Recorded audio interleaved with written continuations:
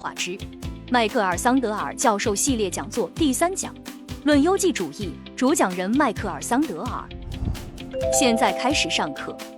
Good evening, everyone. Welcome to tonight's event. My name is Si Chen, Associate Professor in the Philosophy Department. It's my honor to host tonight's event. This is the third and final lecture by Professor Michael Sandel in Beida.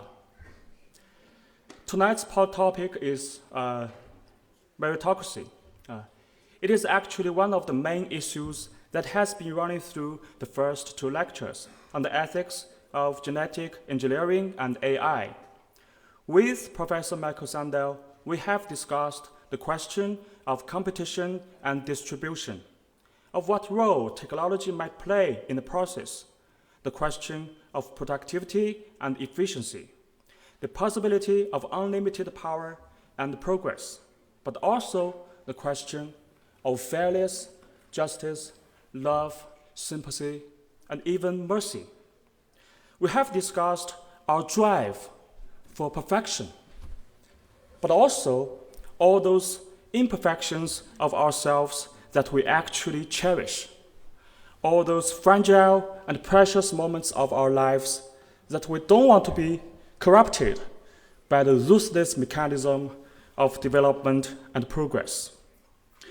In the first 2 lectures, I think Professor Michael Sandel has done a perfect job, not of persuading us of his own ideas and answers, but of inviting us and helping us see more clearly the questions themselves, and through these questions to reflect upon and appreciate the inherent complexity of our human condition. Before we begin tonight's talk, please allow me once again to introduce our honored and much-loved guest. Professor Michael Sandel is the Professor of Government at Harvard University and a Fellow of the American Academy of Arts and Sciences. He has published numerous books on democracy, liberty, justice, and meritocracy. His works and lectures are among the most important, influential, and relevant ones of our time. Professor Sandel is one of the most inspiring thinkers and one of the best lecturers and successful writers of our time.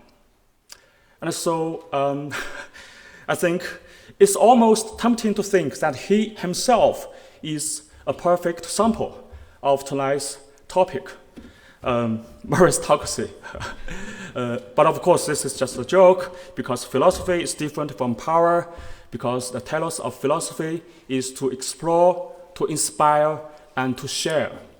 The motivation behind is not pleonexia, but philia. And this, I think, we have witnessed this in the person of our guest, Professor Michael Sandel. And also, joining us for tonight is our second guest, Professor Baitong Dong, a professor at the School of Philosophy at Fudan University, a member of the Pontifical Academy of Social Sciences, a distinguished professor at Shanghai Universities, and an adjunct professor at New York University of School of Law. His primary research areas include Chinese philosophy, political philosophy, philosophy of science, and philosophy of physics. The plan for tonight is the same as before. First, the speaker will give the talk for roughly 1 hour, and then we move to the conversation part between our 2 guests, ideally for half an hour. And finally, for the time left, we'll have the Q&A section between the audience and the 2 professors. And okay, now let's begin. Welcome, Professor. Welcome, Professor Michael Sandel.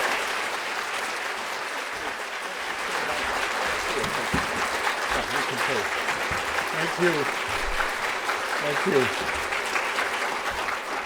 It's great to be back with you for the 3rd lecture where we are gathering together. And our subject tonight is meritocracy. And Our subject tonight is meritocracy. What I would like to propose is a possibly provocative challenge to meritocracy and to explore it with you. The challenge is that I suggest that there is such a thing as the tyranny of merit. Now, how can merit be a kind of tyranny? We ordinarily think of merit as a good thing. If I need surgery, I want a well-qualified surgeon to perform it. That's merit. If I'm flying in an airplane, I want a well-qualified pilot at the controls. That's merit. Being well-qualified to perform an important social role. That's a good thing. So how can meritocracy become a kind of tyranny? That's the question I'd like to explore with you tonight. And as in previous evenings, to explore it with you through a discussion. Are you ready to join me in that discussion? Okay. Now, let me begin by making an observation about the role that meritocracy is playing today in our societies, including accounting for some of the polarization in our societies. How did meritocracy become a kind of tyranny? In recent decades, the divide between winners and losers has been deepening, poisoning our politics, setting us apart. This has partly to do with widening inequalities of income and wealth. But it's not only that. It has also to do with the changing attitudes towards success that have accompanied the widening inequalities. Those who've landed on top during this age of globalization, those who've landed on top have come to believe that their success is their own doing, the measure of their merit, and that they therefore deserve the bounty that the market bestows upon them. And, by implication, that those who struggle, those left behind, must deserve their fate too. This way of thinking about success arises from a seemingly attractive ideal, the principle of meritocracy. The principle that says, insofar as chances are equal, the winners deserve their winnings. Now, you may think,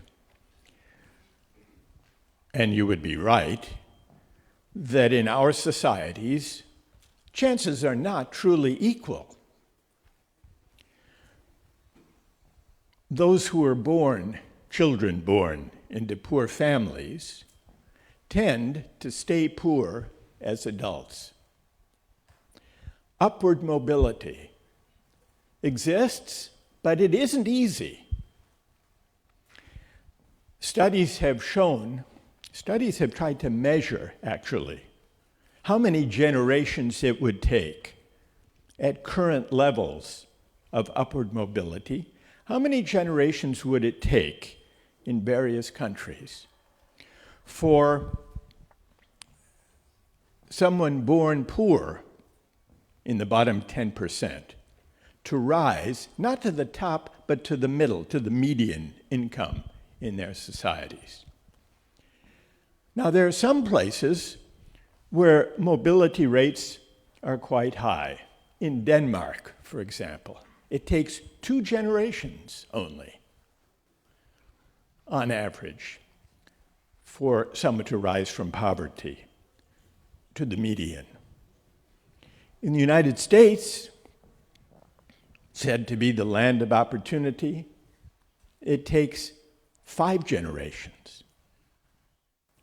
So some would say this shows that the American dream is alive and well and living in Copenhagen.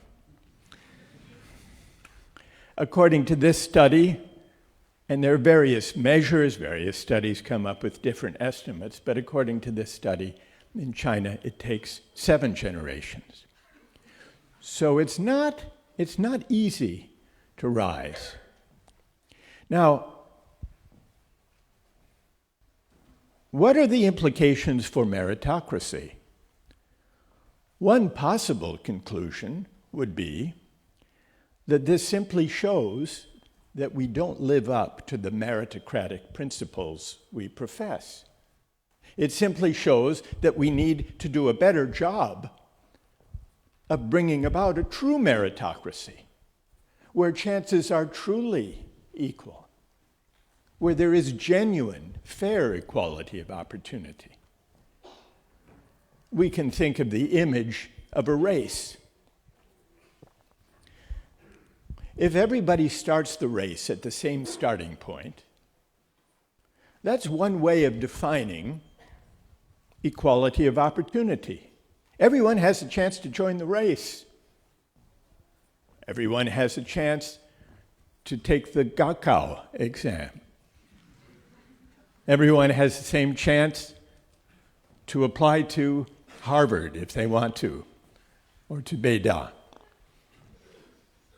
That's a kind of formal equality of opportunity, but everyone knows that some people have certain advantages when the race begins.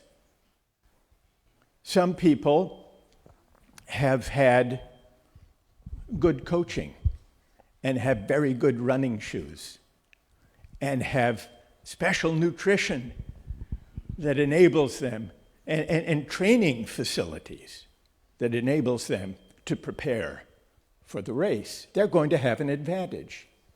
So it's not enough that everyone starts at the same starting point. A true meritocracy, genuine equality of opportunity would require background conditions in preparation that were truly equal.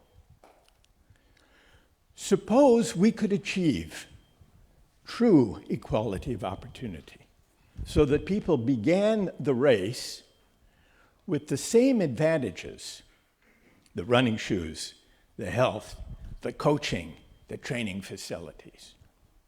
Here's my first question. Then we would have a perfect meritocracy.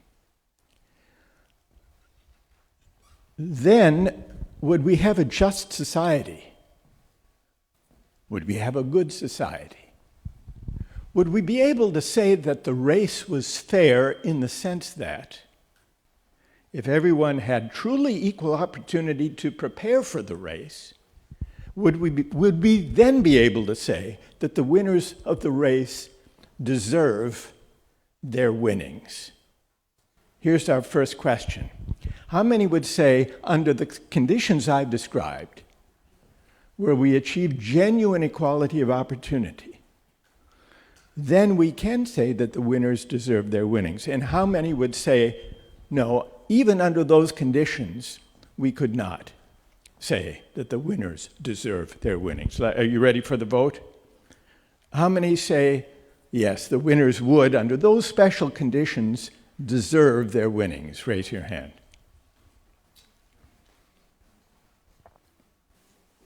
And how many would disagree? The majority disagree. Let's hear from someone who disagrees. Why would you say that the winners don't deserve their winnings, even if opportunities are genuinely equal? Who will begin our discussion and tell us why?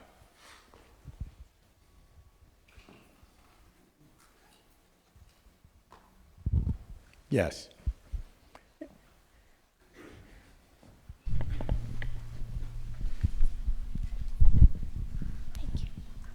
Well, I think that... And tell us your name first. My name is Shen Sitong. and I came yesterday. Yes, Shensu, yes. Yes, and I think that there's going to be some random factors, like when they are having the race, someone might trip down, and someone might run into another one's track, and they may not follow the rules. So even if they have the same opportunities, if they infringe the rules or there are some random factors, then the winners don't deserve their winning. Okay, so let's take the random factors. Suppose there's a little stone on the track and someone trips. Maybe the best runner actually trips on the stone that's in the path on the track. That would be a random factor. It would not be the fault of the runner that stone was there, just bad luck. And a lesser runner, not the best, might win.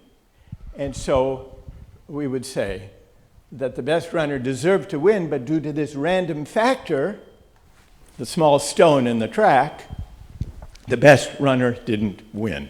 So that's a very good example of why we might say that the winner of the race wouldn't necessarily deserve the winnings if they won only due to the best runner tripping and falling by accident. That's a good example. Thank you for that. Is there anyone else who can think? Now let's suppose that the track is very carefully prepared so that there are no stones, no random factors, no stones, or no slippery patches or puddles of water that might cause accidents of this kind. And in that case, if we remove all the random factors, then would you say the winner deserves the winnings? I think still don't, as I Still have not. mentioned just now. Even on a perfect track? Yes, because some may... No random factors. Yes, but someone may not follow the rules. Like when they are running on the track, someone may run into another one's blocking their ways. So when someone they do not follow the rules, then But that's cheating. Yeah. Okay. Well, then let's say that we imagine a race where there is no, and I will change this because there's,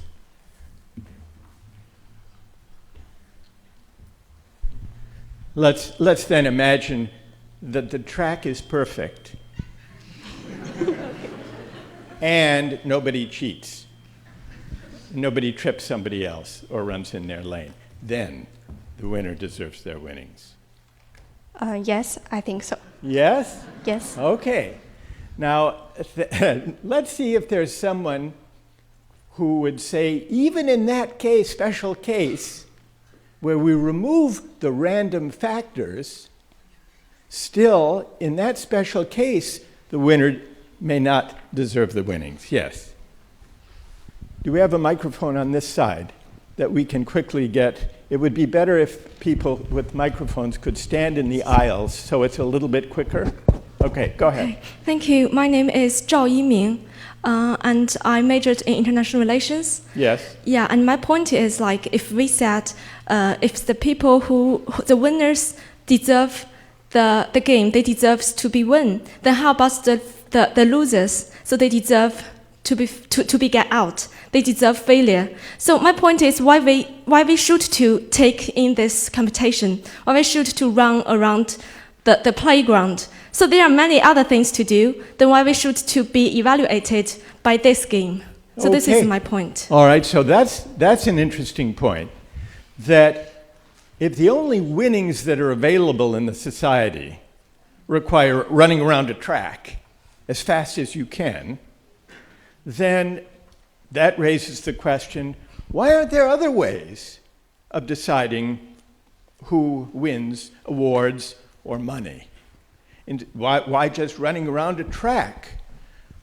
Shouldn't other abilities besides foot speed Yeah, that's my point. determine rewards and honors.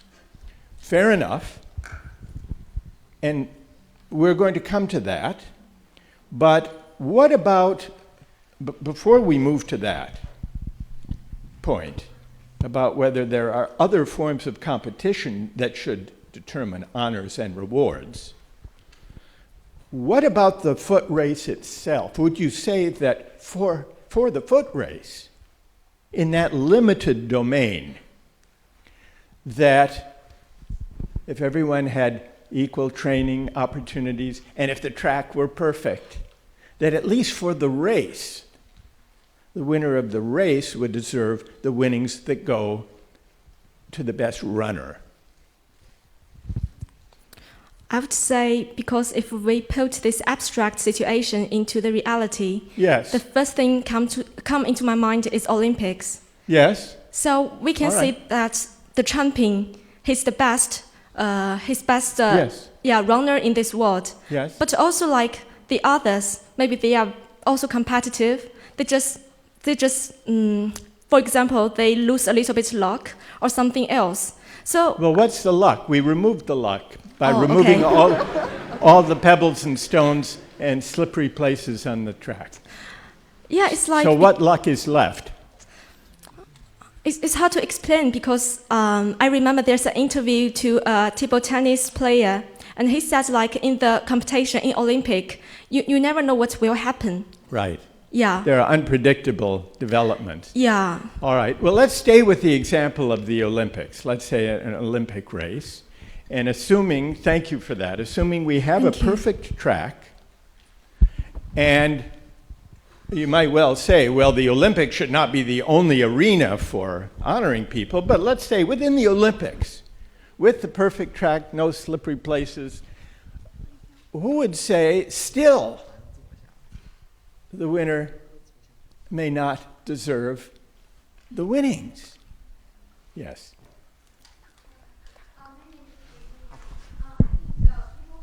Let's see if we can get a microphone here. Yeah, thank you.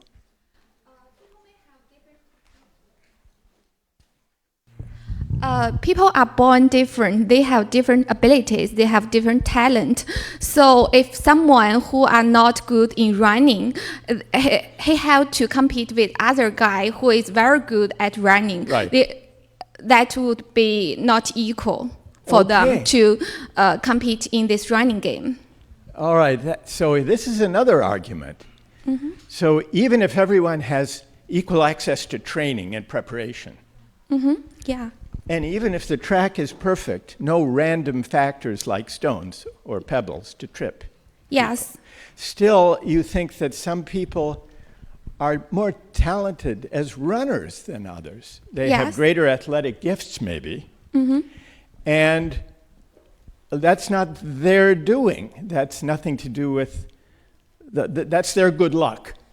Yes. And would you say, therefore, that in a perfect meritocracy, an Olympics run is Yeah. a perfect meritocracy? It's predictable who will win, especially if it's a perfect meritocracy, the person with the greatest athletic gifts Yes. as a runner. Yes. But having those gifts is not, and the success that those gifts make possible, is not the doing of the winner. Yes. It's a matter of luck. It's almost like a random factor, like a stone on the track, Yeah. being a gifted runner. So to imagine who was a great Olympic runner, Usain Bolt. Have you heard of him? He's the fastest, or was the fastest sprinter in the world. He's just a gifted runner. Yeah. So that's random too, you're suggesting, or a matter of luck. And if it's a matter of luck, it can't be the basis for deservingness. Yes? Yes. All right. Tell me your name again. My name is Li Lu Yao. Li? Yeah, Li Lu Yao. I came Li Lu Yao. here yesterday. Also. Yeah, okay. Thank you for that. Now, that's an argument of principle against the idea of deservingness, that natural talents are not our doing, but Yes. our good luck. And would you say the same if we expand beyond Olympic running to having the intellectual capacities to score well on the Gakkao? Yeah. And so if you extended your argument to the Gakkao, be it from the Olympics, would you say that those who score highest, the winners of that race, can't really think of themselves as deserving the benefits that flow from scoring high? I think no, because there are much more talent in these areas. Yeah. And and if it's talent, it's not their doing. Yes. It's not the result of their effort and training and hard work alone. Yes. Okay, let's see if everybody agrees with this argument. Who disagrees? And there must be some who disagree, because some, all right, yes, toward the back. Some say the winner does deserve the winnings. Yes. Can we get him a microphone, please? Hello, I'm Leonardo from Brazil. I'm doing PhD in applied economics. Yeah. I do believe that we have to come to a sense in certain circumstances to select and be able to achieve what is deserving. So is deserving this context the recognition brought by a medal or the distribution of resources? Because in this sense, if the preparation is perfectly equal between all the participants, then what are they winning? Only the recognition that they achieved that in a certain task, that they perform better than others, or they are receiving more things? So I would question also the deserving part of it. Okay, what is the prize? You're asking? Exactly. So if the prize is a gold medal at the Olympics, then you would say that's deserved, that's recognition. But if the prize is a career where you make more money than people who don't win races, then you would say that's not deserved? Yeah, maybe that would be unfair because it's not proportional to what is being actually measured.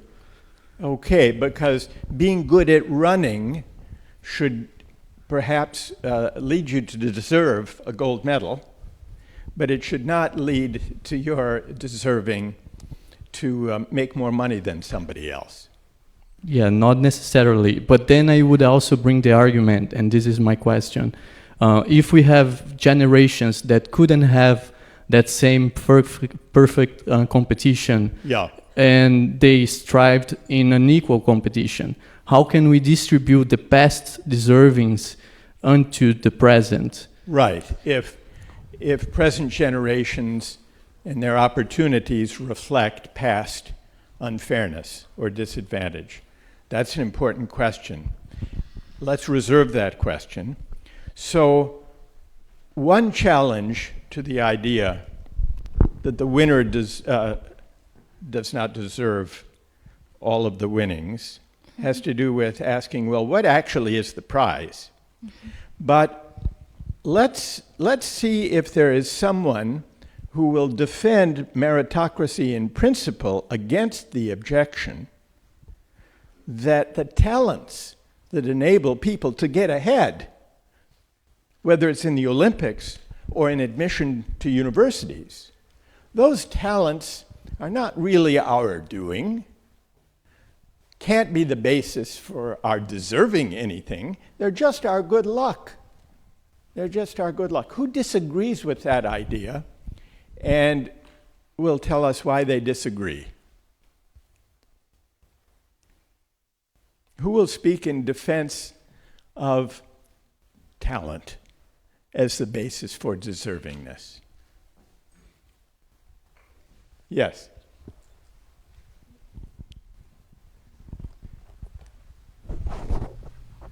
Thank you.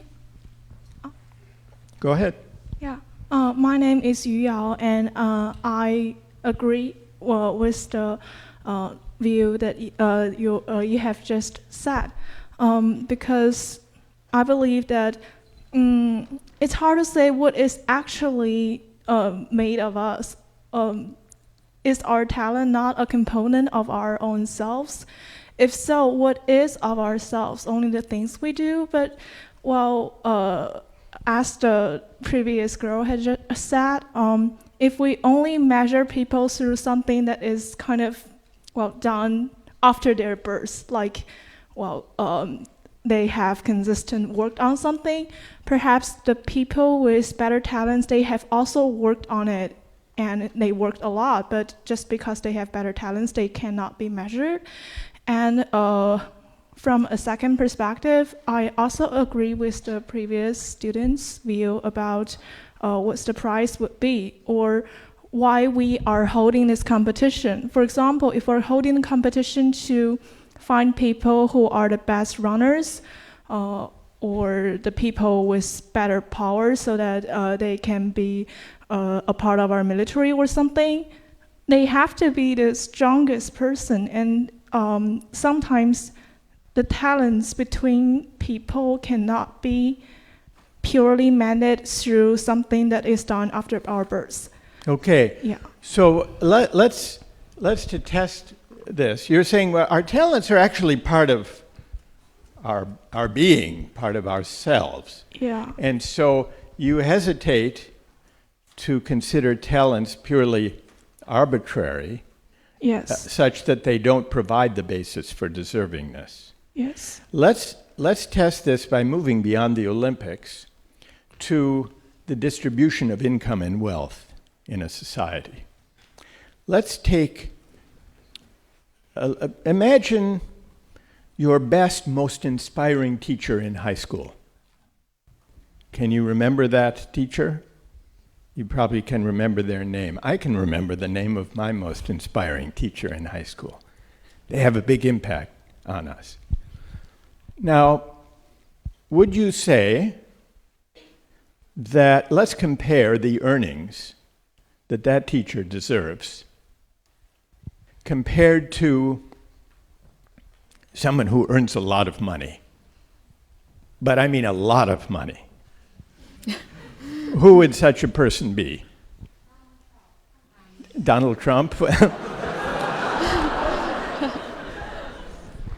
He may actually not have quite as much money as he claims. Let's think of someone who's wealthier than Donald Trump. He does have more money than Donald Trump, but I want to think about someone who's popular, who makes a lot of money. Who would that be? Who? Taylor Swift. How much money did Taylor Swift make last year? Do you have any idea? Huh? About $1 billion, something like that. Now, how much did your best, most inspiring high school teacher make last year? Quite a bit less. Now, so here's the question. Now, would you say that Taylor Swift deserves to make 10,000 times more than your best high school teacher? How many say yes? There aren't that many Taylor Swift fans here.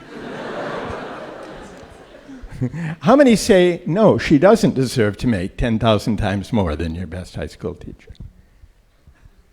All right, let's hear from someone who says she does. Yes, she does. Someone over here. Yes, tell us why.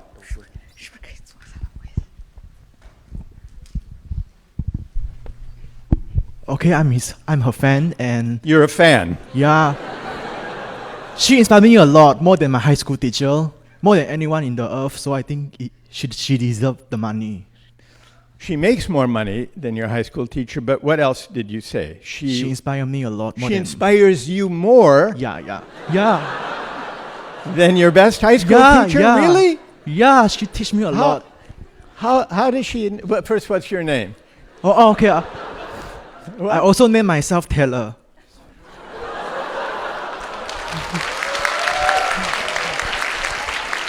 I didn't hear it. I missed it. Say it again. I'm Taylor. Oh, that's your name. That's your name. But you're not related to her. Yeah. Okay, so Taylor Swift inspires you more than your best teacher. What was the name of your best teacher? Okay, her name is called Aini. Yes.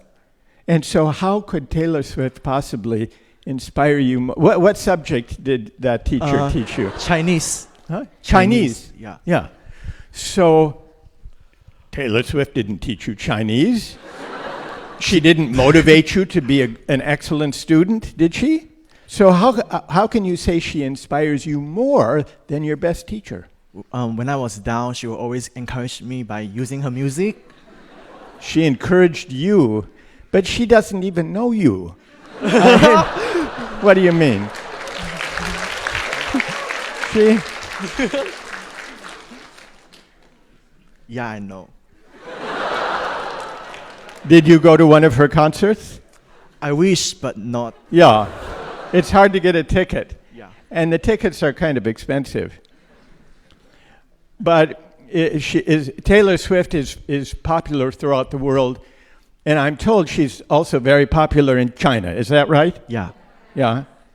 In fact, one graduate student I met the other day said Taylor Swift is very popular in China, and then he said, more popular than Michael Sandel. But that didn't hurt my feelings.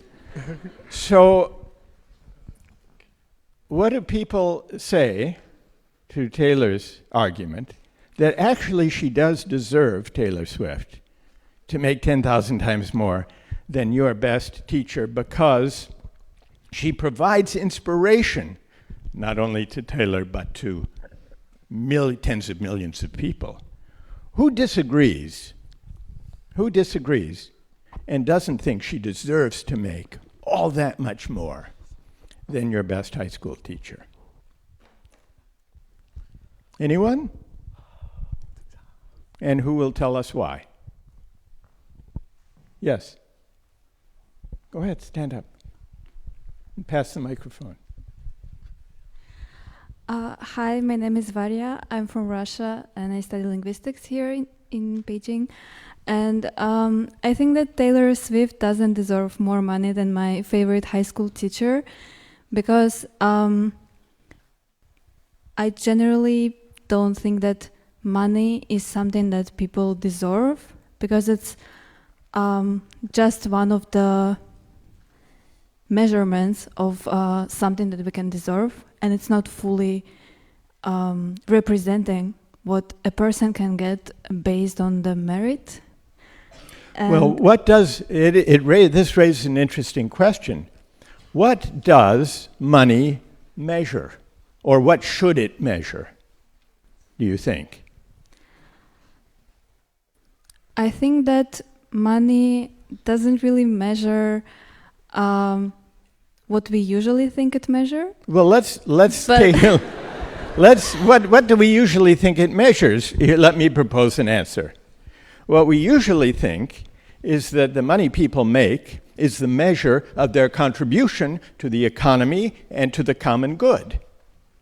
And that's when we say that Taylor Swift may deserve to make a lot more money than a school teacher, what we're really saying is that we think, taken as a whole, the value of her contribution to the economy, to the society, to the common good, the value of her contribution is greater than the value of the contribution of the teacher. Yes? But you reject that idea. I think that behind this idea, there is the comparison between influence over one person and more than one person. And in my personal opinion, I know that some people may not agree. Yeah. I think that there is no difference between influencing one person and maybe helping them to find light in a dark time. Yes. Than influencing thousands and millions of people. Because behind every person, there is someone who helped that person in some period of time. And it doesn't matter how many other people that did they influence over their lifetime. Okay, very good. Pass the microphone and see what the reply is from Taylor. I think it's quite fine. I agree with her opinion, and like I know that Taylor Swift influenced a lot of people, and my high school teacher only influenced my classmates. So the amount of people is not equal. So it will cost the money they make in different. Yes. Okay. Well, this discussion has illuminated really the principles, the assumptions that are at issue in the debate about, in the economy at least, who deserves what and why. And before stating what we've learned from this discussion, I want to thank everyone who's joined in this round of the discussion about deservingness. So what we can learn listening to this debate is that one objection to the meritocratic idea that if chances are equal, the winners deserve their winnings, at least one powerful objection is that even if the meritocracy is fair, even if there's genuine equality of opportunity, there are still matters of luck or random factors, not the doing of the winner, that contribute to their success, especially the fact that some are just more gifted than others, whether it's in Olympic running or in intellectual ability or in having the singing voice and artistic imagination to inspire people like Taylor in Dark Times. That having certain natural gifts and talents can't be said to be my doing, and therefore it can't be the basis of deservingness. And closely connected to this is another contingency or element of luck. Even if I did, following the suggestion of the person in the back, even if we agreed that my talents are part of my person, the fact that I live in a society that happens to prize and reward the talents I have in abundance, that's not my doing.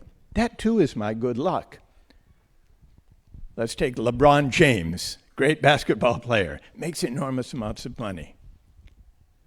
The fact that he lives in a society that loves basketball is a big factor in the money his talents bring. But it's not his doing that he lives at a time when everybody loves basketball. That's his good luck. If LeBron James had lived back in the days of the Italian Renaissance, he would have been just as naturally gifted as an athlete, but he wouldn't have made much money because they didn't care so much about basketball then. They cared more about fresco painting. So this too is a matter of luck. The argument from contingency, luck, random factors, including not only stones in the track, but also some people just being more gifted than others. So that's one objection. A second flaw in the meritocratic ideal is different. It's not really an argument about fairness. It's an argument about the attitudes towards success that even a perfect meritocracy encourages. Because if chances are truly equal, there is all the greater tendency for the winners to assume that their success is their own doing. And this creates a kind of hubris or arrogance among the winners, a tendency for the successful to inhale too deeply of their own success, to forget the luck and good fortune that help them on their way, to forget their indebtedness to those who make their achievements possible, to forget the fact that they are lucky to live in a society that happens to prize the talents they have in abundance.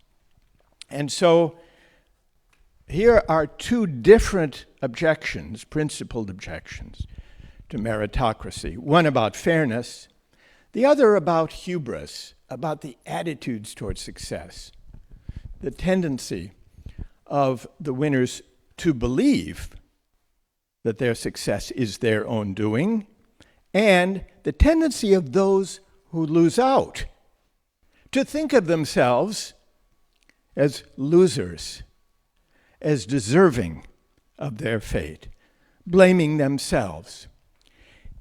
This tendency of meritocracy to produce hubris or arrogance among the winners, and humiliation or a sense of defeat among those who struggle,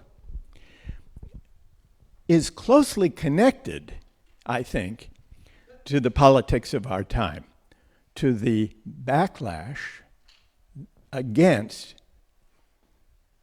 elites, especially well-credentialed and professional elites. We see this in many societies around the world. In recent decades, as inequalities have widened, many mainstream political parties and politicians have argued, if you're worried about wage stagnation, if you're struggling with inequality, the solution is for you to go get a university degree. This has been the advice to working people struggling with inequality during the age of globalization. If you want to compete and win in the global economy, the politicians have said, go to university. What you earn will depend on what you learn. You can make it if you try. This slogan, the rhetoric of rising, puts responsibility on the individual to overcome the effects of widening inequality, rather than reconsiders the structural sources of those inequalities. And so I think there is a connection between the anger and resentment and the sense of humiliation that even a perfect meritocracy creates, and the deeply polarized politics of our time. But there's another objection to, not an objection so much as a kind of tyranny associated with meritocracy. We've discussed the effect of meritocracy on those who lose out, who don't win the Olympic race, who don't win admission to a top university, who don't get a high score on the Gaokao. But there is another toll that meritocracy takes, not on the so-called losers, but even on the winners. Because if you think about, well, what's a historic alternative to meritocracy? An aristocratic society, where you land depends on where you're born, the accident of birth, whether your family is born into whether you're born into a noble family, or as a serf, or as a peasant. And compared to a hereditary aristocracy, meritocracy seems like a breath of fresh air, a source of equality and freedom. People are no longer determined in their life prospects by the accident of birth. But the effect of basing social roles and economic success, on your ability to compete for admission to a top university and therefore to compete for a well-paying career, the effect is to shift the responsibility onto you to strive, to work hard, to study long hours, to go to cram courses. Do you know what I'm referring to? Now, and to have parents who want you to succeed, and therefore your parents and your teachers and the society place enormous pressure on you to make your own future, to work hard, to devote effort. And they understand the system, they understand the world into which you will enter, they understand how your fate and your future will be decided. And so, for your own benefit, your parents tell you that your fate is in your hands. You can make it if you try. Everything depends on the effort you expend. But what kind of childhood and adolescence, what kind of high school experience does this produce? A pretty intense, anxious, pressured experience. And so one of the effects of meritocracy, of intense meritocratic competition, and I'm thinking here especially of competition to win admission to university, top universities, is it takes a toll on the emotional and psychological well-being of the winners. We were talking before about those who lose out, but what about the winners? The toll, arguably the damage emotionally and psychologically, the tendency to view your education as an instrument to something else rather than an opportunity to explore and to reflect and to learn to love learning for its own sake. Is any of this familiar, what I'm describing now? What do you think? Let me put it in the form of a question, if you're willing to give your answer by a show of hands. How many of you would say, reflecting on your own experience and on the experience of your peers, how many of you would say that the intense competitive pressures to succeed as you've been growing up would say that those pressures have had a damaging effect on the emotional and psychological well-being of, well, let's say of the people you know. You don't even have to speak personally about it if you don't want to. Let's see by a show of hands whether you see this as a problem or not. How many would say that it does have a damaging effect on the emotional and psychological well-being of the students who are caught up in this competition? And how many don't think so or have not experienced it? So quite a few people have observed this or experienced this. Let me hear from someone who said yes, who does see it this way. Why do you say so?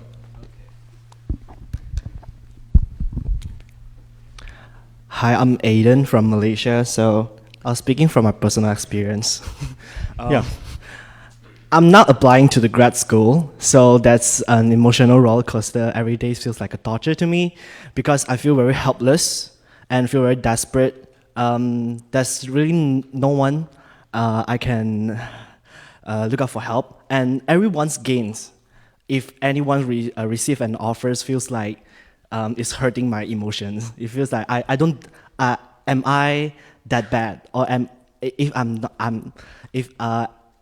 I'm worse than anyone else, so that I question my ability at, you can say, at all. So I don't know if I can continue to study, to pursue further studies. That's why now I'm losing confidence in my life. Okay, and where are you in your studies now? You're studying, you're a student Yes, I'm here, studying here. An undergraduate? Yes, as senior. A senior? Yes. What do you study, by the way? International politics. Yeah. And so when your friends or people you know win admission to some graduate school, that makes you feel...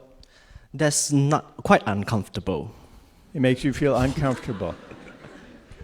Let's say if that's my dream school. Where I am. Yeah, if they get into your dream school and you don't. Yeah. But you got into this school. Everyone got into this school. Okay. And so doesn't that make you feel like a winner? No, in this environment, I don't.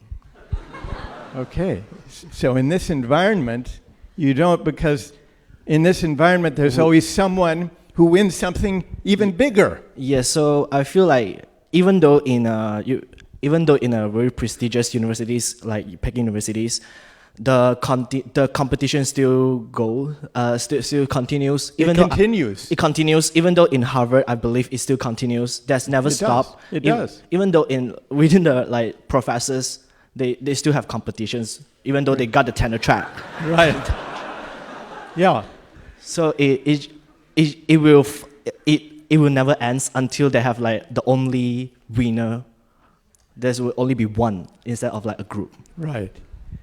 And so there's a kind of endless cycle of competition. And even when you win one competition, there will be next round. There'll be the next round. And the next round after that. There's more exam coming up. And what's the alternative to this cycle of competition and yet another, and yet another, and yet another? What's... Well, you've said powerfully, Aidan, how demoralizing this is. Yeah. And what it means is even the winners feel constant anxiety and pressure for the next round. So when you think about the society as a whole, if people, even the winners, feel this constant pressure to compete in the next round and in the next round, what would be a better way, do you think? I mean, for a lot of us, that even though they got admitted to Peking universities, once they figure out they couldn't really get into the next round or next admission, yes, most of them just quit.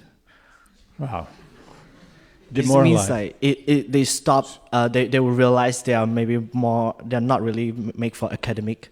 They'll go to work, or even go to the things that they will just give up their dreams to change the alternative career path. Yes, giving up on their dreams. Yes, and it just creates desperation in general for everyone. How many people find this familiar? How many think Aidan is describing something that's familiar to you? Yes? Yeah? Is there anyone else who would like to add to Aidan's account? Do you experience this too? I want to get someone who hasn't yet. Yes? Go ahead. Can we please get a microphone? Yeah.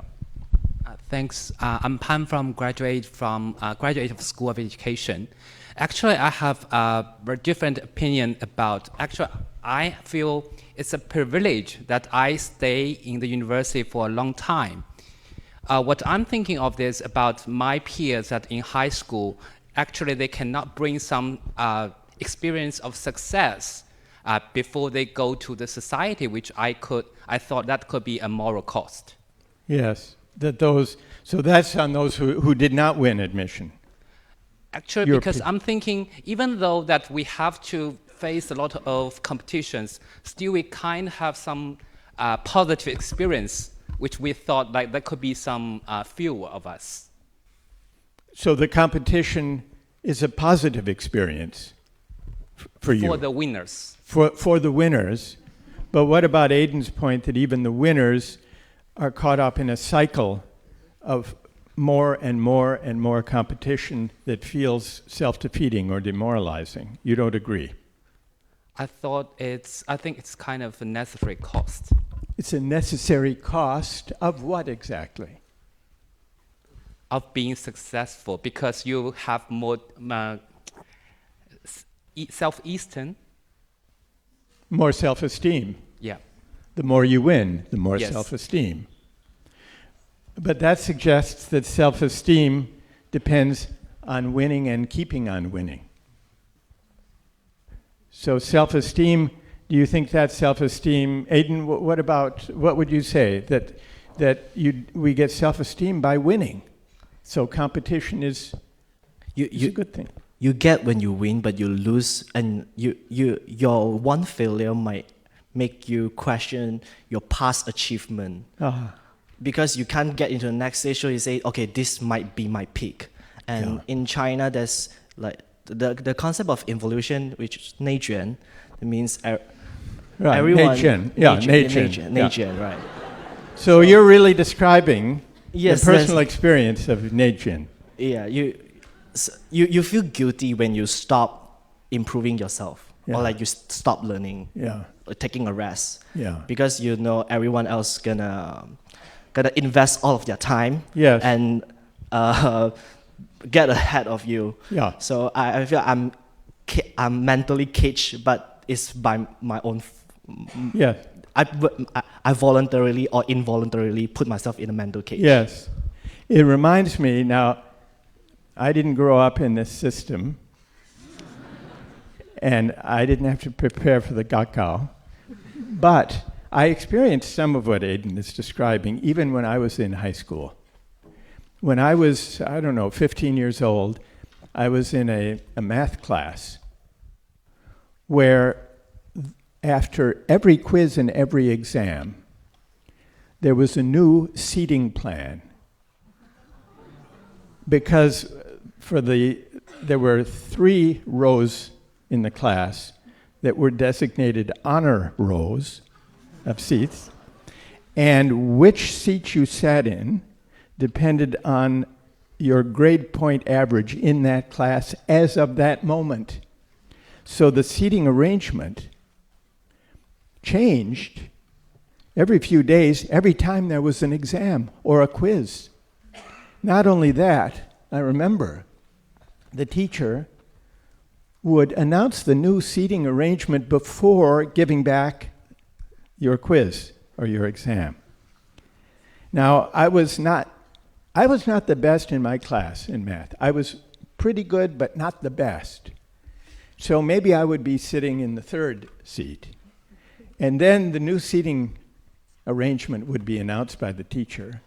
And maybe someone else was sitting in the 3rd. So I had to gather my books and maybe I'll be in number 4 now. Well, no, somebody else was there. And then, so there's the suspense, but also the humiliation of having to move your seat each time. Now, sometimes you got to go up.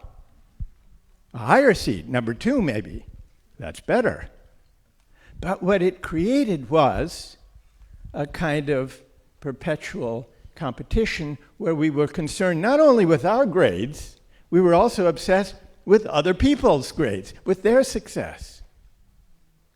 And it was hard for that not to distract us from actually the learning. What? That's from like the school grading. It's always graded on relative scale. Well, so it's always about ranking, not your learning. So what do these examples illustrate? First, I want to thank the participants in this discussion, which is really on quite a sensitive topic and discussed really really in a moving way. So what does this tell us? What do these two parts of our discussion reveal about the tyranny of merit? The tyranny of merit exerts a kind of a tyranny in two directions: toward those who struggle, to those who lose out. We've discussed the elements of unfairness, the moral arbitrariness of who has certain talents, the moral arbitrariness of whether I happen to have the talents that society prizes and rewards at the moment. And we've also discussed the arrogance that elites can come to have toward those who struggle, the tendency to look down on those less fortunate than ourselves. So that's a problem for the so-called losers, a kind of tyranny. But the last part of the discussion suggests that the winners are wounded too, though in a different way. Wounded by the attitudes toward success that meritocracy, even a fully realized meritocracy, produces. And so, if the tyranny of merit is damaging for those who lose out and for those who win, this gives us reason to ask whether we need to pay attention to the dark side of meritocracy, which can be summed up in the observation that the dark side of meritocracy is that it is corrosive of the common good. It leads the winners to believe their success is their own doing, and it demoralizes those who lose out. Merit, in the history of thought and aspiration, merit began its career, its history, as an empowering idea. The idea that we can, through work and effort, succeed, that our success is in our own hands, that we can make it if we try. And this idea makes for an exhilarating promise of individual freedom. Our fate is in our hands. It doesn't depend on the accident of birth. That's an empowering idea, or so it seems. But this vision of freedom is flawed. It's flawed because it points us away from the obligations of a shared project, points us away from the common good. The meritocratic conviction that people deserve whatever riches the market bestows on their talents makes solidarity, makes community an almost impossible project. For why? Why do the successful owe anything to the less advantaged members of society? The answer to this question depends on recognizing that for all our striving, for all our effort, for all our hard work, we are not self-made and self-sufficient. Finding ourselves in a society that prizes my talents is my good fortune, not my due. Recognizing this, recalling the role of luck in life, recalling our indebtedness to those who make our achievements possible, this recognition can prompt a certain humility in the face of success. And this spirit of humility, it's a virtue of character that meritocracy tends to erode. But this spirit of humility is not only a personal virtue, it's also a civic virtue, and a civic virtue that we need now. A lively sense of the role of luck in life can inspire a certain humility. The humility that says, looking upon those less fortunate than ourselves, the humility that says, there, but for the accident of birth, or the mystery of fate, or the grace of God, for factors I can't control, that could be me. Such humility, if we could achieve it, could be the beginning of the way back from the harsh ethic of success that today drives us apart. It could be the beginning of a way beyond the tyranny of merit toward a less polarized, less rancorous, more generous public life. Thank you all very much.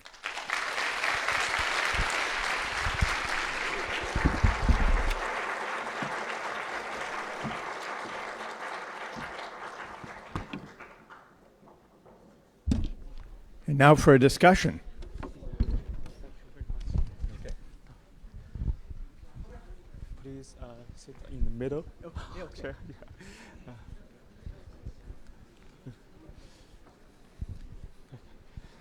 Yeah. Well, now we move to. Yeah. Yeah. Okay. Professor Bai, please be on the left side. 你在左边，我在右边。对，他在中间。And now we move to the second part of tonight's event, conversation, discussion, maybe debate between our two guests, Professor Michael Sander and Professor Bai Tongdong. Thank you. Okay. Let's hear what Professor Bai have to say to the discussion. Thank you for the invitation. It's a great pleasure to come back to my alma mater. I came from this university, and also it's my hometown. So I'm on exile in Shanghai at Fudan University. So it's a great pleasure to be back. And I listened to some video clips from the last 2 days. I was really amazed at how well my little brothers and sisters, spoke English. When I was your age, when I was at Beida, my English was good, but nowhere close to your level. So I was actually a teacher at Xindongfang. It's just a private language school about how to prepare GRE exams, speaking of the cram courses. So just please accept my admirations of your English. But at the same time, I think your English is so good because I guess you come from very well-to-do families. So in a way, the fact your English is good is a symptom of the kind of meritocracy Professor Sandel is criticizing. So I'll come back to insult you later. So let me just mention another anecdote. I was in a class taught by Professor Sandel, Professor Harvey Mansfield, and George Will, a Washington columnist. And Will and Mansfield, they're on the right of the political spectrum, and Professor Sandel is on the left. And so in the class, there was very fierce debate on all sorts of political and social issues, but at the same time, very civil and friendly. I think the last day of the golden age. Nowadays, even universities are full of cancel cultures, all these sort of thought police from both left and right. And I think back then, it's 25 years ago, a quarter of a century ago. It just makes me sound old, and actually makes you even sound older. That was the time when George W. Bush was the president, and he was not liked by many people, especially people in Boston, at Cambridge. And people say, his people say, history will judge him kinder. Back then, I thought that you must be joking. But now, actually, George W. Bush looks really like a statesman compared to what we have today. So just what happened, right? So 2016, I was back to Harvard to be a fellow at the Suffolk Center for Ethics, and I was supposed to do a presentation defending meritocracy, which become part of my book in English. And Professor Sandel kindly agreed to comment on my presentation. And as a result, he came up with a book criticizing meritocracy.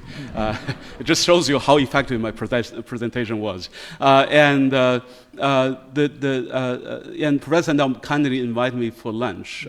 And as the fate would have it, that was the day after Trump was elected. And I still remember you told me, and I told you, both of us didn't have much sleep last night, right? I was just shocked, how this guy could be elected, so in a way, I think I'm very sympathetic to what Professor Sandel criticized about meritocracy, although I defend meritocracy, yet I think in the real world, so-called meritocracy, we see a lot of problems. Professor Sandel mentioned education a lot, and just to repeat what he already said, actually I wrote a paper in Chinese 15 years ago talking about the same effect, namely we live in so-called knowledge economy. Knowledge can be translated into wealth. And then wealth can be also translated into knowledge, right? If your parents make good money, and they can put you in good schools and offer you all the resources, right? And then you enter good universities, and then you get good jobs, and then the cycle just goes on, right? And so in that sense, on the surface, there is meritocracy, there is mobility. Deep down, there's mobility is lost completely. And so in a way, it's even worse than the caste system, than the kind of feudalistic system, because in that system, the noblemen knew they were born with privileges. But in this kind of so-called equality-based meritocracy, the successful people think that they deserve to be successful because they work hard. They're smart, right? Those losers, they're stupid, right? And they're lazy. They deserve to get what they have. So in that sense, I think this kind of fake equality, fake mobility is worse than just the kind of caste fixed system, a stagnant system. And so in that sense, I totally agree with Professor Sandel's point. But then we see that Professor Sandel said, so maybe we should forget about this kind of credential-based system, and instead of, the Democrats in the U.S. Like to give more education to the common people so that they can move up in this knowledge-based, credential-based economy, right? Instead, Professor Sandel proposed that we should celebrate the dignity of work, right? The dignity of everyday laborers. I guess that's where I differ from Professor Sandel, because if you look at what actually happened to the so-called blue-collar workers, right? And many of them are losing out in this kind of more and more technologically driven economy, right? And first automation and now AI, and they're losing out. And but when they are losing out, many of them, they don't try to find new jobs. They don't find dignity any work. Rather, there's this opioid crisis, right? They rather stay home, not taking care of anything, but just smoking pot, right? And so that's one extreme. But then some people stood up against this kind of economy, and I think very recently there is this port workers strike. Workers who work in those harbors, big harbors, port, and they strike against, among many things, automation, right? So finally, they signed a contract where the owners of those ports agree not to use too many machines in the work. Right? And on the one hand, I'm very sympathetic to those poor workers who are losing jobs to those machines. On the other hand, I find it just a little bit disturbing that the only way to keep dignity of work is to stop machines from running. Right? And I think to the other extreme, in China, we have a thing called Cultural Revolution, right? And where any spiritual exercises are condemned, universities are closed, right? Only labor is celebrated, and I'm not sure. It depends on your perspective. I guess for a nerd like me, that's not really a good time for me to live in, right? And so I guess I'm suspicious of the solution Professor Sandel offered. I see all the problems, but whether dignity of work or more dignity to the common people is the solution to the problem, because we see that in this kind of situation, the common people either on the one extreme they become very passive, right? In China called 躺平, right? They lie flat, right? They refuse to do anything. On the other hand, you have a kind of ignorance, blind mania, right?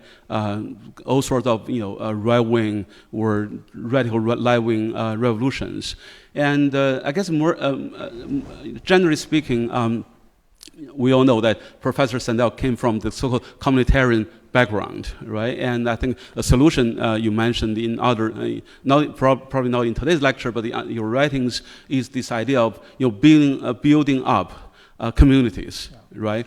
Building up communities as a solution of this kind of faceless, machine, technocratic world.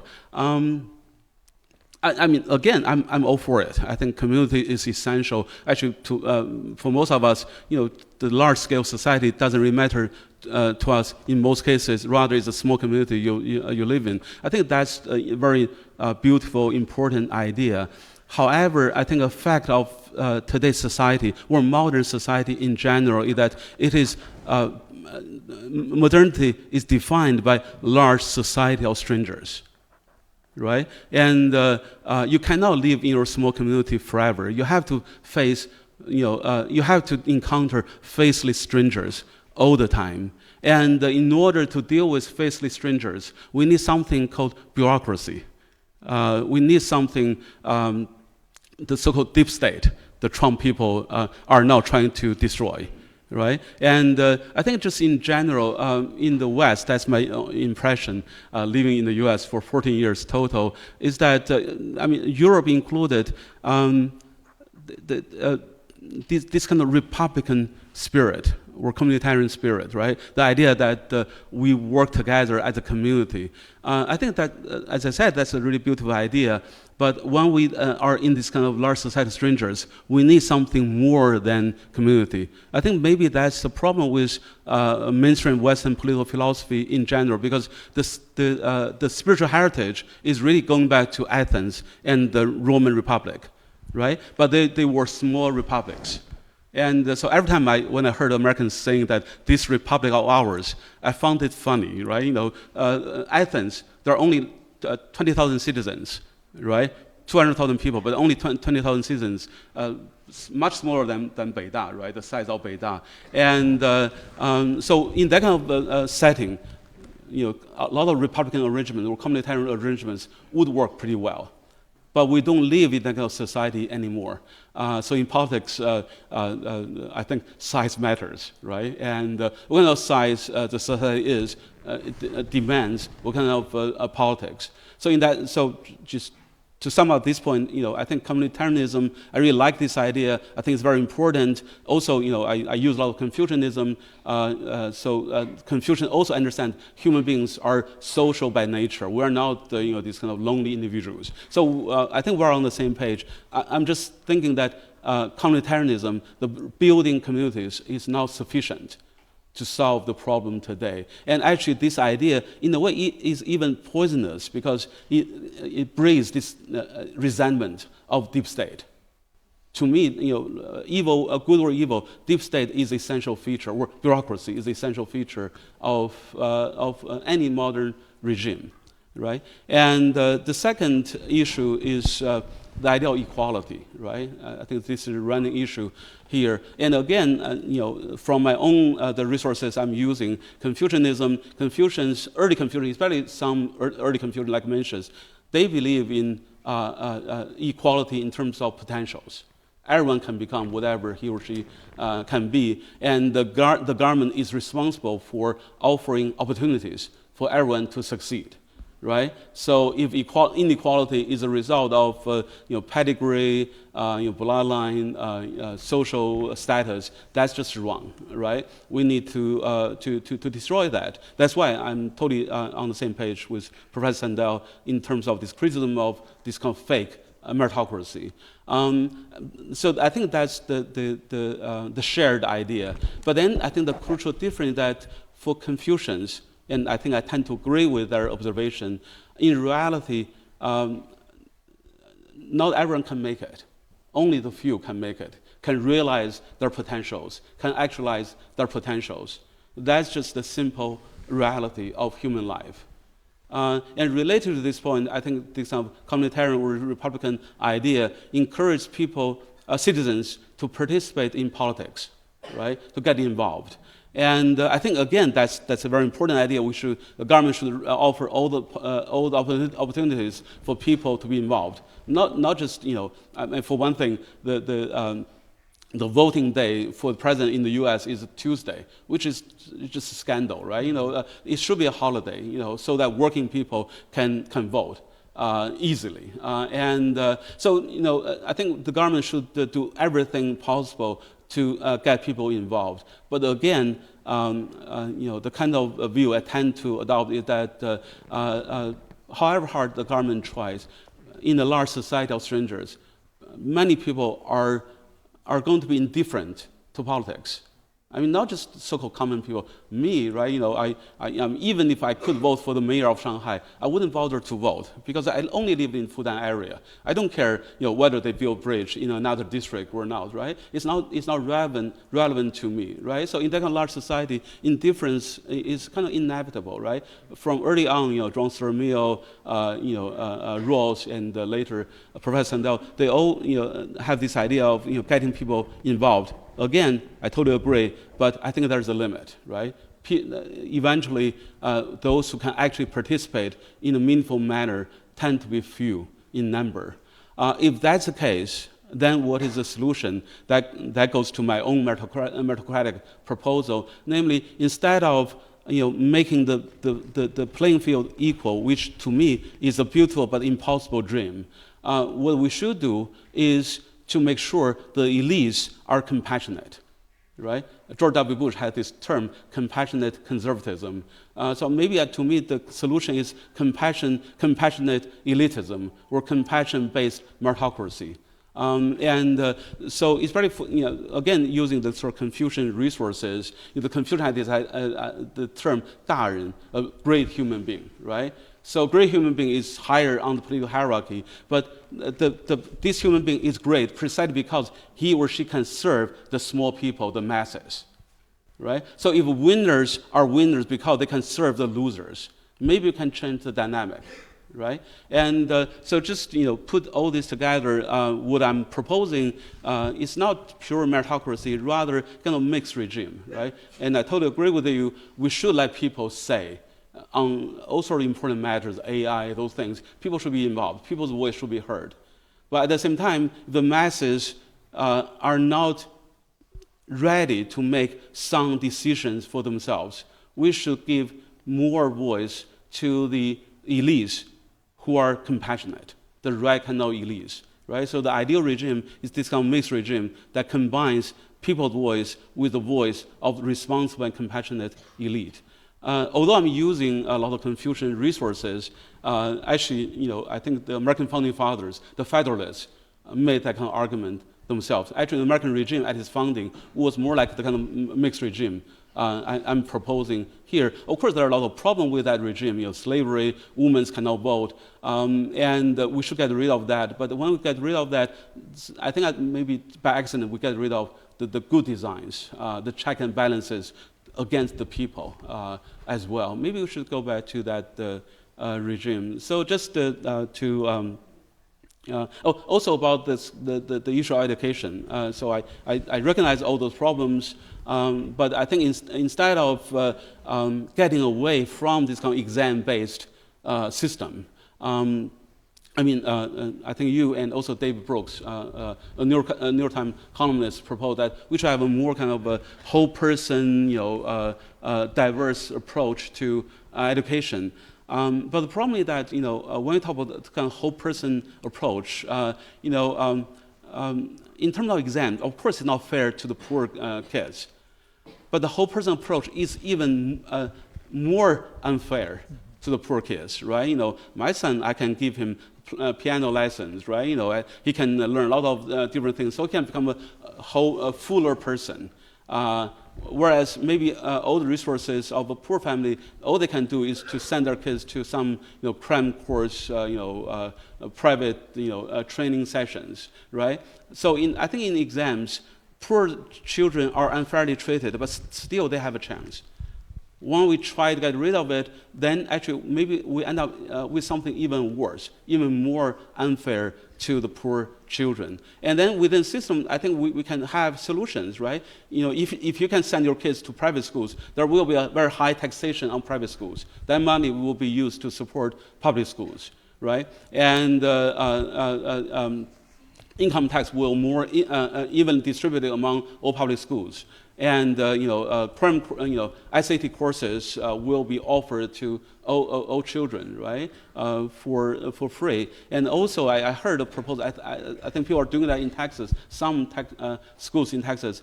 Public university like Texas UT Austin, they admit the top 5% of any public school. So if you end up in a poor, inner city school, but if you make it top 5%, that means you have drive, right? You're smart enough. Then it's just like you come from a very poor background. Although your scores are not as high, but your relative scores are high enough. So I think there are solutions to this kind of a fake meritocracy.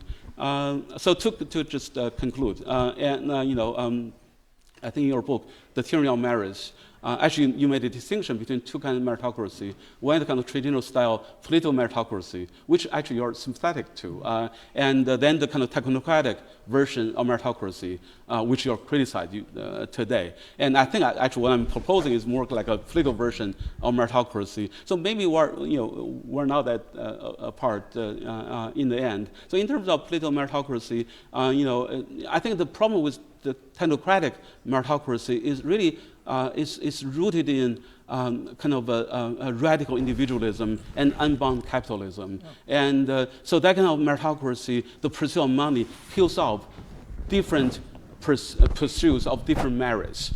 So maybe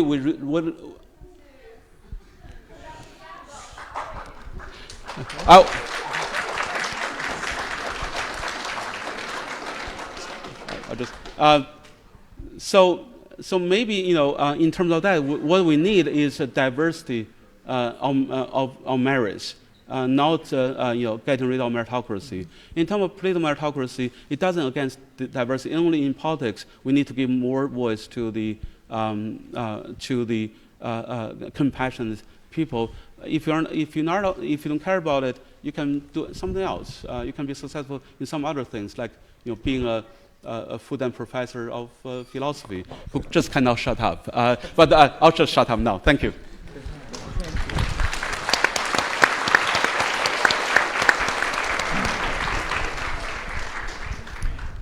Well, you've given me a lot to think about. Let me just make a few brief replies. First, I'm not against expanding education. So I'm not critical of the Democrats or of liberals for emphasizing education. What I think is the mistake is to respond to the widening inequalities of income and wealth only or mainly by telling people, go to university. That's what I'm criticizing. I think that expanding access, encouraging people to pursue higher education is a good thing. Increasing access for those who can't afford it is even more important. But that's because education is valuable for its own sake. it is not an adequate answer to inequality. That's my argument. That's where I criticize those mainstream parties who for decades have responded to inequality not by dealing with structural sources of inequality or their own policies that led to it, but by saying it's your responsibility if you don't improve yourself as we encouraged you to do. And so that leads to a condition which we have today, which is one in which those who don't have a degree feel looked down upon by elites, and they suffer wage stagnation. For the last 5 decades, in real terms, the wages of the median worker have been more or less flat. That's for 5 decades. So there's also an insult implicit in the advice. If you want to if you want to compete and win in the global economy, go to university. The implicit insult is, if you're struggling in the new economy, and if you didn't take our advice and get yourself a degree, your failure is your fault. The problem is not our economic policies that led to this inequality. It's your fault for not rising as we told you to. And this is especially it seems to me, misplaced emphasis. Given the fact, and we forget this, those of us who spend our days in the company of the credentialed, we easily forget that most of our fellow citizens do not have a university degree. In the United States, only about 35% of adults have a 4-year degree. And in most European countries, it's actually a little bit less. So if 2/3 or more of our fellow citizens don't have a university degree, it's a mistake to create an economy that sets as a necessary condition for dignified work and a decent life a university degree that most people don't have, which leads me to argue for a greater emphasis on the dignity of work. And by the dignity of work, I don't just mean greater honor and recognition for those who contribute to the common good, but in ways that don't depend on a university diploma. I also mean creating an economy that enables them to flourish. Those people working at the ports, those workers who are worried about machines and robots displacing their jobs, they have a legitimate worry. Now, the best response is not simply to hold back technology. That's not the only alternative. Another alternative is to ask, who decides the direction of technological innovation? Because new technology can be applied in many different ways.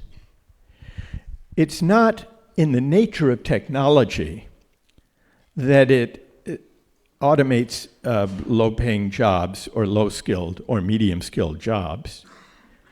That's been the emphasis of new technology, coming mainly from venture capitalists in Silicon Valley. They may assume that that's the best use of technology to replace work, to replace labor in low and medium-skilled jobs. But that's not given by the nature of technology as such. Technology, at its best, serves our human purposes.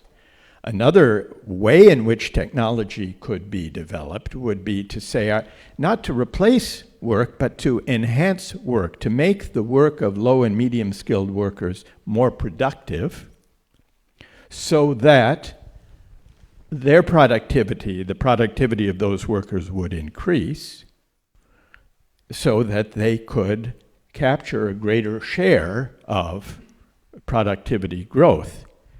But that requires public deliberation about what purposes we want AI and other forms of new technology to serve. And those debates, that deliberation, I think, should involve everyone, including working people. Now, we need structures for that deliberation to be meaningful. And trade unions are one traditional such structure. And today, labor unions have gone into decline, in large part because of political and economic choices that we have made in our societies. I think one of my favorite examples of a labor union demand is one from the late 19th century. The most influential labor movement in the United States in the late 19th century was a group called the Knights of Labor. And among their demands were the familiar demands for higher wages, shorter hours, safer working conditions. But they also had another demand, which was for reading rooms in factories, so that when workers were on their breaks, they wouldn't be at home smoking pot or taking opioids or drinking.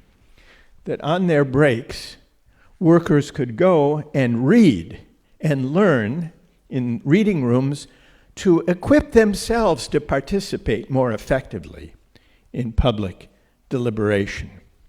And maybe they wouldn't rise to be at the apex of a political meritocracy.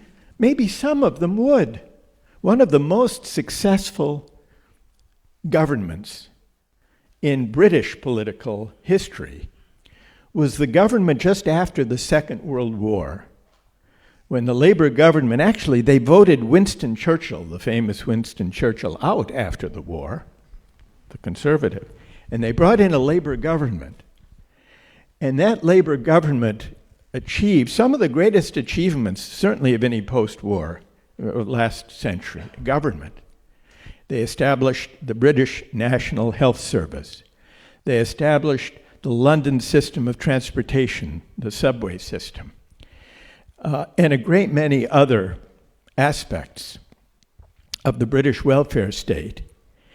And 7 members of that cabinet not only didn't have a university degree, the Prime Minister was an Oxford graduate, but in his cabinet were 7 former coal miners and ordinary working people who brought into being essentially the British welfare state as it existed. And they did a better job, I think, of governing than many of the highly credentialed, technocratically equipped political leaders that we see in a great many of our societies today. Now, that's about technology, that's about the dignity of work. Professor Bai mentioned our being together. I'd forgotten this when Donald Trump, the day after Donald Trump was elected in 2016. It came as a shock to many, not only to Professor Bai, but to most American elites. It came as a shock. I didn't find it quite so surprising, because it's not surprising that after decades of neoliberal globalization and widening inequalities and meritocratic ideas of success justifying or rationalizing those inequalities, after decades of working people being told, your struggles are your fault because you didn't improve yourself, no wonder they felt that elites were looking down with disdain. And no wonder they would therefore support an otherwise disagreeable political figure who channeled and articulated their sense of grievance, their sense of being looked down upon. Donald Trump said in this last election that he was a candidate of retribution, Now, he meant retribution against his political opponents. But working people responded to this, understandably, not only because some of them responded to the racist parts of Trump's appeal, or the anti-immigrant parts of Trump's appeal, the xenophobia, the hyper-nationalism, but also because they felt looked down upon for generations by Democrats and Republicans alike, and we still haven't emerged from this condition. So I think the way to emerge from it is to promote the dignity of work, to revitalize and renew public discourse, to spread, and we talked about access to education. There is no reason why civic education in the kind of debates we've been having here in the privileged places like Peking University and Harvard, there's no reason why moral and civic education has to be restricted to the confines of places like this. I think it can and should be made available in reading rooms in factories, in local neighborhood settings. There are online resources, I understand, some very good online resources for those who want to watch lectures and debates about justice, whether or not they happen to go to a university like Beida or like Harvard. So I'm for expanding education, including civic education beyond the walls of privileged places, so that ordinary people, working people, can not only take pride in their work, but can also take pride in being able to develop the skills of reasoning and arguing with their fellow citizens across class lines, rich and poor alike, about big questions that matter, including questions of what makes for a just society, what we owe one another as fellow citizens, and what it means to seek the common good. This broader equality of condition, it seems to me, this broader civic education can begin to move away from a condition where ordinary working people feel looked down upon by those who govern them, and can also maybe diminish the hubris and the arrogance of the elites who are looking down, and bring us at least one small step closer to a politics of the common good. That's the alternative that I would propose. Okay, thank you very much. First for Professor Bai's challenges and also for Professor Sandel's responses. But we do have to move to the third part. We have 10 minutes left. So anyone in the audience? Oh, this lady, you are the first one. Yeah, someone give her a microphone. Thank you, Professor, for the inspiring speech and the discussion that you lead. And I really appreciate the idea of encouraging the dignity of work, and also to ask those elites to be more humble. But I wonder, I think these are more the perspective for the people who win. So I wonder what will you say to the people who lose, or the people in the median, or the normal people, let's say, because I think it's good to ask those elites to change. They have to change their attitude towards success or their attitude towards other people. But I think it takes time, and our society also needs time for change. So for the people, the normal people living in this generation or this time, what can they do? So can they just endure, or wait for the change promoted by the people who win? So will that be another kind of arrogance of the elites, or another type of reproduction of the meritocracy? Right. Thank you. Thank you for that. I would say not just that working people, ordinary people, should not just endure and wait for meritocratic elites to look more favorably upon them. I agree with you. That's a very important point. Historically, what's brought about change in the direction of greater equality has been when ordinary people organize themselves into social movements, develop the civic skills and civic virtues to participate, to organize, to form movements, to try to move their society so that they are participants and agents of change and improvement, not just sitting back as if they are victims, helpless, waiting for elites to accord them greater recognition. I'm reminded of the time when, this was in 1968, Martin Luther King went to speak to some striking sanitation workers in Tennessee. And this was actually just shortly before he was assassinated.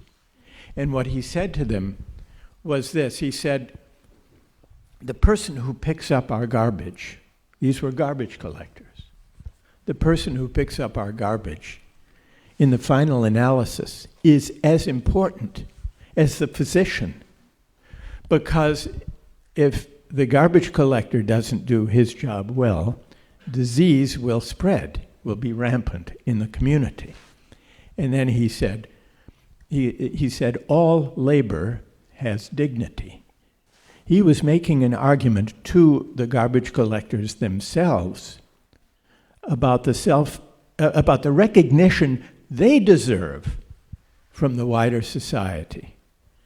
So it was a support for their strike, but a support that focused on honor, recognition, and esteem, and of course the material conditions that should flow from it. Another example that comes to mind is I remembered, and there was a student here from Brazil who joined in the discussion. On a couple of visits to Brazil, on one visit in particular I made to Brazil, I was taken to a favela, one of the slums in the hills outside Rio de Janeiro, with very large populations of people, low-income people, who live in very difficult circumstances. And there are drug gangs that control many of these communities. And from time to time, the military is sent in to try to take back control from the military. And there's tremendous violence as well as poverty. And I visited on a couple of occasions favelas like this in Brazil and gathered with citizens, especially younger people of those communities, to discuss their view of their own condition and their desire to have their voice matter. And we had discussions about justice and the meaning of the common good, and about security in a community, and about dealing with violence in a community. And I met a man there. His name was Reginaldo. And he helped lead the discussion. He's a middle-aged man. And I learned that he told me he didn't read. He was illiterate until he was 25 years old. He was a waste picker. He made his living by going to people's garbage cans and finding things of value that he could pull out of those garbage cans. And once, in a well-off neighborhood, he found in a garbage can a torn book. And he was curious to know about this book. And the owner of the house came out and asked him what he was doing. And it turns out the owner of the house was a retired professor of philosophy. And the torn book in the garbage can that Reginaldo found was an old copy of the Trial of Socrates. It was a text of Plato. And the retired philosophy professor, because Reginaldo was curious, taught him how to read the book, and they discussed Plato. And Reginaldo became a kind of, he was a kind of favela philosopher.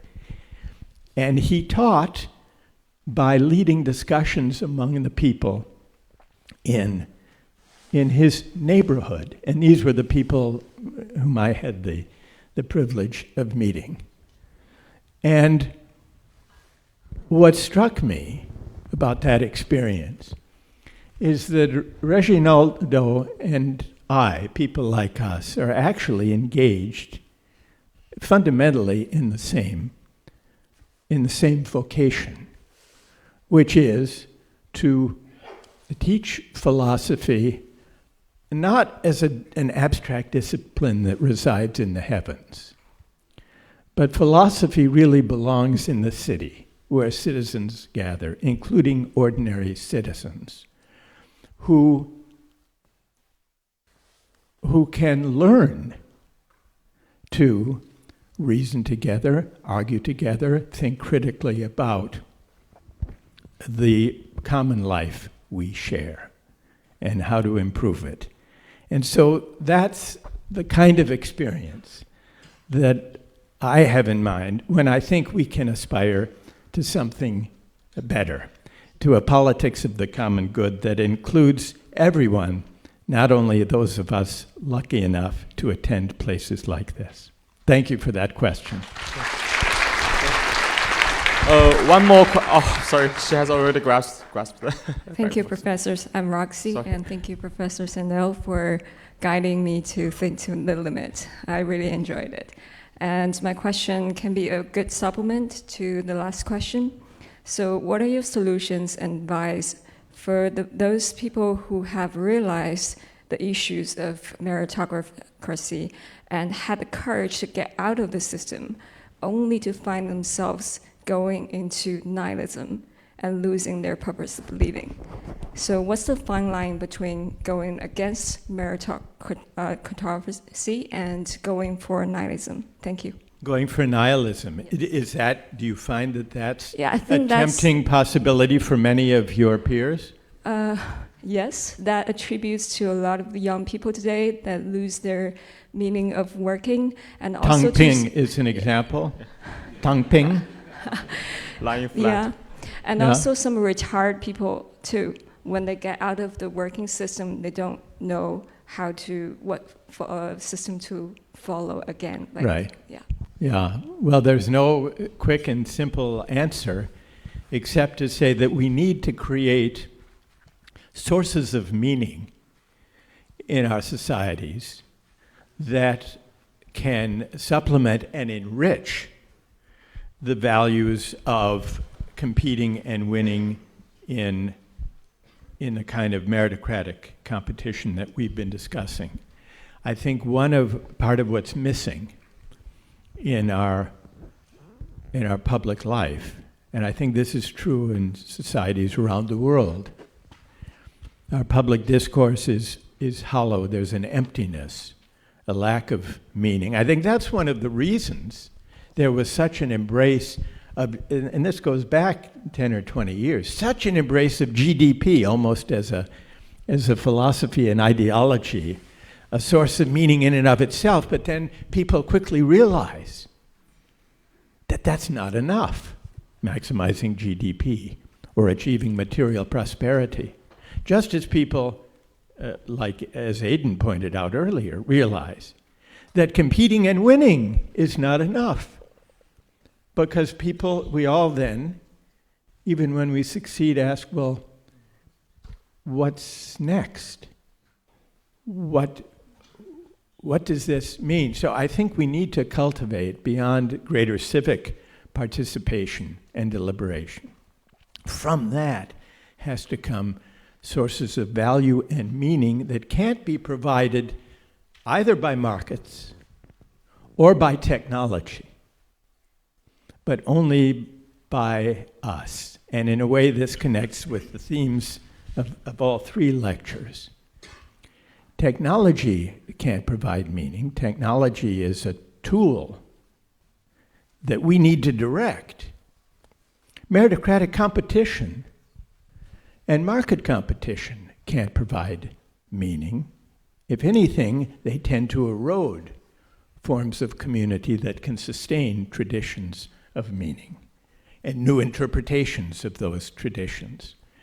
So this is not a simple solution, but what your question prompts all of us, should prompt all of us to reflect on, how we can create sources of meaning that are not merely privatized, but that have some public dimension, which I think requires philosophy in the broadest sense of looking at the philosophical traditions that we inhabit and trying to reinterpret and revitalize them in ways that can give sources of meaning, not a single answer to questions of value, but a plurality of interpretations, not only about what makes for a just society, but also what makes for a good and satisfying and fulfilling mode of life. That's a big project, and we would need more than 3 sessions together fully to explore it. But I want to thank everyone. I've been impressed, Professor, not only by the English language abilities of this group of students, but also by the courage to stand up and voice opinions, especially opinions that are sometimes sensitive and controversial and personal. And I've also been impressed by the spirit of engagement, to engage in disagreement. And we had a lot of disagreements over these 3 evenings, but with the spirit of civility and mutual respect. And that, I find that impressive and also a source of hope. So for all of that, thank you very much.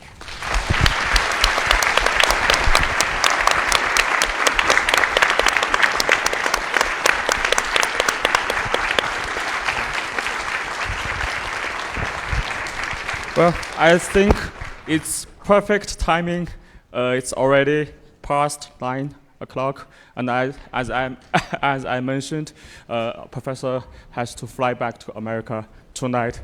So we do have a final section. We will give a gift to you. Please come up. Yeah. Thank you very much. Let me.